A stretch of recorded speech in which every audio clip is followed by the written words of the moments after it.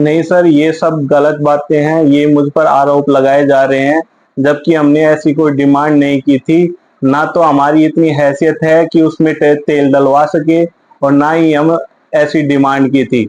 जबकि ये उन्होंने अपनी मनगढ़ंत कहानी बना करके हमें आरोप लगाए जा रहे हैं। और ना ही हमने वहां पे ये सुनने में आ रहा है कि गोरवे में हमसे 5100 की जगह 51,000 रुपए मांगे, जबकि ये सब गलत है। वहां पर इस उपस्थित फोटोग्राफर हमारे भी और उनके भी, उनके पास वीडियो और ऑडियो दोनों रिकॉर्डेड हैं, जो आप उनकी बात सुन करके आप उनसे बात करके के देख सकते हैं और मिल करके बात कर सकते हैं। वरमाला हो रही थी तो स्टेज पे उपस्थित सभी लोगों ने देखा कि ये जो लड़की की एक्टिविटी है वो अजीब तरीके से बिहेवियर कर रही है।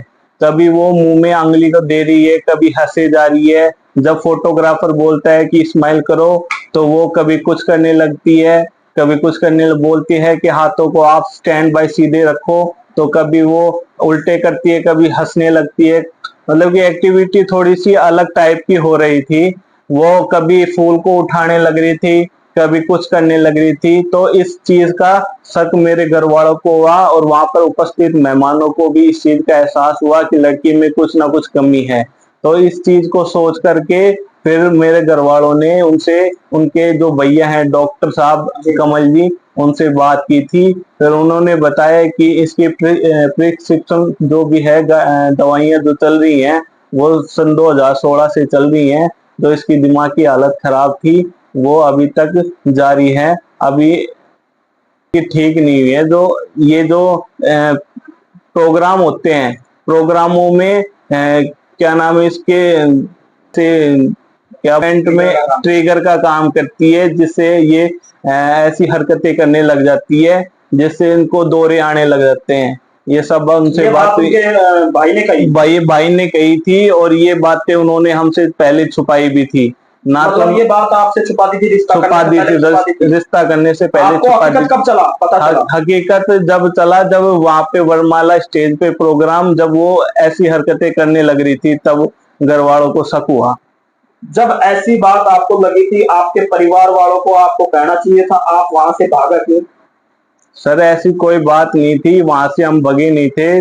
तकरीबन जब वो एक्टिविटी करने के बाद में हम घर वालों से उनसे बातचीत की, तो वहां पे करीबन 2-2.5 घंटे तक हमारी बातें चली थी, जिसमें उन्होंने अपनी गलती स्वीकार भी की थी। और उसकी जो मेडिकल जो दवाइयां चल रही है उसकी जो हालत थी वो भी उन्होंने हमें जाहिर बताया था कि ऐसे ऐसे इसकी दवाइयां चल रही थी, और ऐसे इतने सन 2016 से इसकी तबीयत जो है वो खराब है, जो अभी तक इसकी दवाइयां चल रही हैं।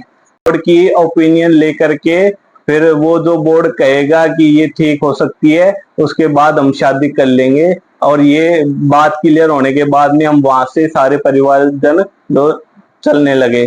चलने के बाद में हमारी 1-2 गाड़ियां हमारे रिश्तेदारों के साथ निकल गई थी। पीछे से हमारे जो रिश्तेदार हैं, हमारे जिया जी, फूफा जी और ये रह गए थे, तो उनको लाने के लिए भैया चले गए थे। तो उनको क्या है कि परिवार के जो, उनके परिवार के जो मामा जी हैं और वहां के 15-20 जने हैं, उनको घेर करके और उनके कॉलर पकड़ करके फिर उन्होंने उनके साथ मार पिटाई की।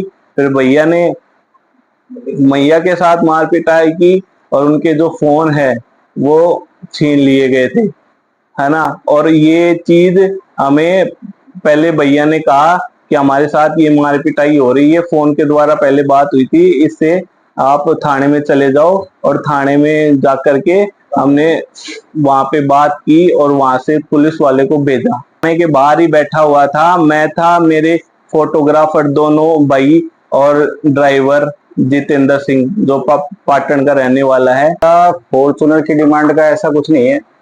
मैं आपको डॉक्यूमेंट दिखा सकता हूँ उसकी, जो इलाज के डॉक्यूमेंट है लड़की के, जिसमें वो मेंटली डिस्टर्ब है। वो डॉक्यूमेंट जो इन्होंने डिलीट भी कर दिए थे, हालांकि मैंने जिनको भेजा था उनसे मैंने वापस मंगवा लिया, वो है। और 1.5-2 घंटे के आसपास या 2.5 घंटे के आसपास हमारी वहाँ पे मीटिंग चली थी। उस दौरान की हमारे पास 1 घंटा 11 मिनट की रिकॉर्डिंग है। उसमें उसके पिता खुद मान रहे हैं कि उन्होंने मानना है कि हमारी गलती होगी, हमने इस चीज के बारे में छुपाया आपसे। मतलब आपके रिश्ता करने के बाद में आपको बताया नहीं कि बताया लड़की की ऐसी हालत है, ये नहीं है? बिल्कुल। आपको जब शादी करने गए तभी हकीकत पता चला? बिल्कुल हकीकत, ये स्टेज का जो कार्यक्रम हुआ, इस इवेंट में पता लगा कि उसकी हरकतें किस टाइप की थी। तो एक अनजान आदमी को समझ में आ रहा था कि आप ये क्या रिश्ता कर लिया आपने। तो गांव के एक आधे लोग गए थे, तो उन्होंने क्या क्या घटना हुई आपके साथ फिर वहाँ? फिर वो हरकतें जब हिसाब से करने लगी तो फिर हमने उसके भाई से बात करी, इनके पिता से बात करी। फिर उन्होंने बोला कि चलो अपने एक रूम में बैठ के बात करते हैं। फिर फर्स्ट फ्लोर पे जाके रूम पे बात करी। लगभग 1 घंटा 11 मिनट की ऑडियो रिकॉर्डिंग है मेरे पास, उसमें सब एक्सेप्ट कर रहे हैं वो कि सब हमारी गलती हो गई और 10 दिन में हम इसका इलाज करके ठीक कर देंगे। और बोले नींद लेगी तो थोड़ा ठीक हो जाएगी। तो फिर मैंने उनको ये कहा कि 2016 से इलाज चल रहा है, आज तक ठीक हुई नहीं। तो अब ये आप चाहते हो कि 10 दिन में ठीक हो जाए, वो तो सब संभव नहीं है। अब ये हमें तो एक झूठा आश्वासन दे रहे हैं। तो फिर उन्होंने ये लास्ट में अल्टीमेटली कह ही दिया कि साहब इसकी दवाइयां तो देखो लाइफ टाइम चलेंगी, जब तक ये जीवित रहेगी तब तक चलेंगी। और आपको इसको मेडिटेशन वगैरह भी दिलवाना पड़ेगा, थोड़ा सा प्रिकॉशंस भी रखना पड़ेगा, लाड प्यार से भी रखना पड़ेगा, सारी चीजें उन्होंने बताई। तो फिर मैंने उनके सामने ऑप्शन ये रखा कि चलो अपन ऐसा करते हैं कि मैं भी कोशिश करता हूँ और आप भी डॉक्टर हैं, आप भी कोशिश करें कि अपन मेडिकल बोर्ड की व्यवस्था करें, 1-2 दिन में जल्दी हो जाए। और मेडिकल बोर्ड अगर अपने को ओपिनियन ये दे देता है कि चलो ठीक है, इसका मेडिकल ठीक है, तो मैं अपने 2-5-7 दिन में अपन फेरे वापस कर लेंगे। इवेंट तो देखो अपने दोनों ने कर लिया, मैंने गाँव में मेड़ कर ली, आपने यहाँ पे बारात को जिमा दिया। तो आगे हम 2 आदमी आएंगे, अपने चुन्नी उड़ा करके अपने फेरे करा करके ले जाएंगे। बाकी तो अपने कार्यक्रम हो चुके। एग्री होने के बाद हम सब निकल गए। उसके बाद में जो लास्ट में एक जो हमारे जियाजी रह गए थे, उनके साथ उन्होंने मारपिटाई करना चालू करा। तो बाकी 2 गाड़ियां थी वो उन्होंने बैठ चुके थे, हम पीछे से 2-5-7 लोग रुक गए थे। उनके चक्कर में लास्ट की गाड़ी निकलने वाली थी। तो फिर मैंने उनको पीछे से फोन करके बताया कि जो मेरा भाई है वो चला गया था कि हमारे साथ मारपीट हो गई है, तो 100 नंबर पे फोन कर, या फिर तू थाने में चला जा अगर फोन नहीं लगता है। क्योंकि मुझे पता है कि 100 नंबर पे कभी फोन लगता है नहीं। मारपीट हुई तब आपने दुल्हे को फोन किया था? बिल्कुल, दूल्हा पुलिस स्टेशन पहुंच गया था? बिल्कुल। तो पुलिस आई थी तो वो दूल्हे ने भेजी थी वहां पे? दूल्हे ने भेजी थी। उसने एप्लीकेशन लिख के भी दी वहाँ थाने में, और उन्होंने बोला कि साहब एप्लीकेशन तो आप रख दो, हम जा रहे हैं, वैसे ही जा रहे हैं। और फिर वहां पे आए भी, उनसे मैंने रिक्वेस्ट भी करी कि आप यहाँ पे प्रोटेक्शन दो मुझे, आप यहाँ से मुझे या तो ले चलो या फिर आप यहाँ रहो। तो बोले कि आपसे बातचीत ही हुई है, कोई झगड़ा वगड़ा नहीं हो रहा है, देखो कलर वलर तो ऐसे पकड़ लेते हैं, कोई ऐसी इतनी बड़ी बात होती है। तो फिर आपके ऊपर ये आरोप कैसे लगा दिया कि फॉर्च्यूनर और 5 लाख का? सर ये सब झूठी बातें हैं, अपने पास सारे एविडेंस हैं, मैं आपको उसके मेडिकल के डॉक्यूमेंट दे सकता हूँ। उस टाइम की जो बातें हुई वो ऑडियो रिकॉर्डिंग है मेरे पास, स्टेज के प्रोग्राम की सारी वीडियो है मेरे पास, और ये सब मिथ्या बातें हैं। हमने तो उनको ये तक भी कहा है कि साहब ये जो आप सामान जो भेज रहे हैं, फ्रिज कूलर वगैरह, ये सारे ऑलरेडी हमारे पास पैक रखे हैं मेरे छोटे वाले भाई की शादी के। जी आपके पास पहले से ऑलरेडी सामान है? मतलब मेरे एक भाई बात आपके भी निकल के आ रही है, आप ये कह रहे थे कि भाई हमारी शादी 7 जून को है, फिर उन्होंने 29 तारीख को रात को 11 बजे सामान पहुंचा दिया। वो भी है, उनका कहना यह था कि हम टीका नहीं भेजेंगे। हमारे गांव साइड जो है, नीमका थाना साइड एरिया में एक टीके का चलता है, टीका आता है। इन्होंने बोला साहब टीका हम नहीं भेजेंगे, हमारे साइड में टीके का वो नहीं है रिवाज, हम गोरवाई देते हैं। तो हमने भी बोला कि चलो, हमने तो जो मेरा खुद की शादी हुई, छोटे वाले की शादी हुई, तो टीका का प्रोग्राम कर चुके, तो गांव में अपन क्यों वो करें कि गरीब आदमी है तो उस हिसाब से गोरवा ले लें, कोई दिक्कत नहीं। तो हमने गांव के हिसाब से मेल कर लिया। हमने खर्चा तो उतना ही करना था, 50 आदमी और खाना बना लेते। लेकिन फिर अजीब मुझे जब लगा कि टीके के प्रोग्राम नहीं कर करके सामान भी पहले भेज रहे हैं और कह रहे हैं कि साहब हम गोरवा देंगे। तो मैंने ऑब्जेक्शन भी करा कि अंकल जब आप सामान भेज ही रहे हो तो आप 50-60 लोग आ जाओ, टीके का प्रोग्राम भी करी जाओ। तो उन्होंने फिर नेगलेक्ट कर दिया कि साहब ऐसा है कि सामान हमें तो देना है, बाकी हम तो गोरवाई करेंगे, सामान पहले दिया तो और बाद में दिया तो जाना आपके पास ही है। और फिर रात को 11 बजे के आसपास वो सामान लेकर के, 11 भी क्यों, 12 बजे के आसपास आए थे। रात को 11-12 बजे के समथिंग आए थे। उनके जो बच्चे हैं कमल जी, वो थे, एक ड्राइवर था, वो चूरू से आए थे, RJ 21 नंबर की गाड़ी थी, और वो सामान उतरा करके यहाँ से चले गए। मैंने उनसे भी रिक्वेस्ट करी, आप क्यों परेशान हो रहे हो सामान के चक्कर में। तो छोटे भाई ने आपकी मम्मी को, आपके पिताजी को मना कर दिया कि ऑलरेडी हमारे पास सामान पैक पड़ा है, हमारे तो नीचे जो यूज आ रहा है वो आ रहा है, और जो फ्रीज अब खराब ही नहीं होगा तो दूसरा खोलेंगे भी क्यों, पड़ा ही रहेगा। ये भी एक पड़ा है, 2 पड़े हैं। तो उन्होंने बोला देखो बेटी का है तो एक बार तो बाप तो देने की कोशिश करता है जितना हो सके। तो वो चलो कोई बात नहीं, अब आ गए तो उनको खाना वाना खिलाया, सुबह वो निकल गए वहां से। अब हमें ये नहीं पता था कि साहब ये जो सारे कहानियां चल रही हैं इसके पीछे है क्या, वो हमें स्टेज के प्रोग्राम पे पता लगा। आपको जब स्टेज पे जो हरकतें देखी तब पता चला आपको? बिल्कुल। इससे पहले अगर हमें पता होता तो साहब हमकी इतना क्यों फैलावड़ा फैलाते। जब शादी रिश्ता किया, शादी के बीच में जब 3 महीने रिश्ता रहा तो उस दौरान नहीं पता था? नहीं सर, 3 महीने नहीं, लगभग मार्च एंड में सगाई हुई थी। उसके बाद में लड़के से तो इन्होंने कभी बात करने नहीं दी। लड़के से कभी बात नहीं करते? बात करने नहीं दी। अगर फोन करता था तो उसकी मदर उठाती थी, बोलो नहाने गई है। कभी उसकी भाभी उठाती थी, बोलो वो वहां गई है, दुकान गई है। और कभी व्हाट्सएप पे अगर इसने मैसेज डाला भी तो कभी उसकी भाभी रिप्लाई दे देती थी, कभी वो हाय हेलो, बस इतना ही, इससे आगे कोई बात हुई नहीं।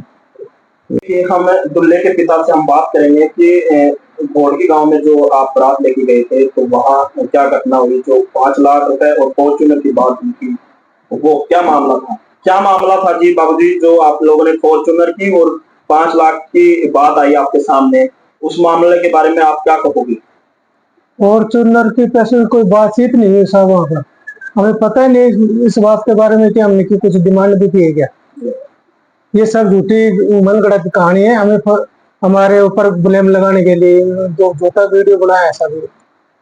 ये तो उन्होंने झूठा वीडियो बना के सोशल मीडिया वायरल किया है? हाँ जी। जब आप लोगों ने 3 महीना पहले रिश्ता किया, 3 महीने से और अब तक जब शादी थी, तो आपको नहीं पता चला कि भाई लड़की का स्वभाव कैसा है, उनका परिवार का स्वभाव कैसा है? मेरे उनसे कोई बातचीत नहीं हुई। आपकी बात? हाँ, मेरे कोई बातचीत नहीं। ये किसने किया ये भी नहीं पता? नहीं, मेरे को कोई पता नहीं है। मुझे शादी रिश्ता करने के बाद में मेरे को दबाव डलवाया कि उनका गर्मियों में शादी करेंगे। तो आप यहाँ रहते हो, कहाँ रहते हो? मैं सऊदी अरब रहता हूँ साहब। अच्छा, आप विदेश रहते हो, सऊदी अरब? हाँ जी। अच्छा, तो आप तो शादी हुई तब आए हुए? हाँ, मेरे को शादी के लिए दबाव पड़ा है कि हम तो गर्मियों में शादी करेंगे, आप छुट्टी लो। मेरे को छुट्टी भी नहीं मिल रही थी। फिर मैंने जबरदस्ती, कंपनी वालों ने अपना खर्चा लगाओ और आप जाओ, और बाकी जो वीजा का पैसा है वो भी आपको देना पड़ेगा वापस आने के बाद। अच्छा, सऊदीया से आप आए हो तो अपने स्वयं के खर्चे से आए हो? हाँ, मैं अपने खर्चे से आया हूँ। अच्छा। यहाँ आने के बाद में फिर वहाँ गए, वहाँ स्टेज के ऊपर जब उनकी हरकत देखी, पागलपन वाली हरकत कर रही थी, जब हमें डाउट हुआ कि वास्तव में तो कुछ गड़बड़ है। इससे पहले आपको पता नहीं था? नहीं, मेरे को कोई जानकारी नहीं, मेरे को पता है इस चीज का। आपने जब देखा, जब आपने स्टेज पे जो हरकतें हुई है, हाँ जी, तो वहाँ कह रहे थे दूल्हा भाग गया था, वो भाग गया? नहीं, दूल्हा वाला कहीं नहीं भागा था साहब। ये जब बाद में पीछे से जो लड़ाई झगड़ा हुआ तो बच्चा जो है ना गाड़ी लेकर पुलिस थाना पहुंच गया था। तो पुलिस थाने चला गया? हाँ। तो आपके साथ भी उन्होंने मारपीट की? हाँ, मेरे साथ भी थे। मेरे जो दामाद हैं उनके साथ ही, जो बहनोई तो खैर नहीं थे, लेकिन मेरे दामाद थे, मेरे परिवार वाले थे, रिश्तेदार थे, उन सबके साथ इन्होंने मार पिटाई की। तो आप अब समाज को क्या कहना चाहते हो? समाज को मैं यही कहना चाहूंगा कि आप ऐसे टाइम जो फ्रॉड आदमी होते हैं उनसे बच के रहना चाहिए आपको।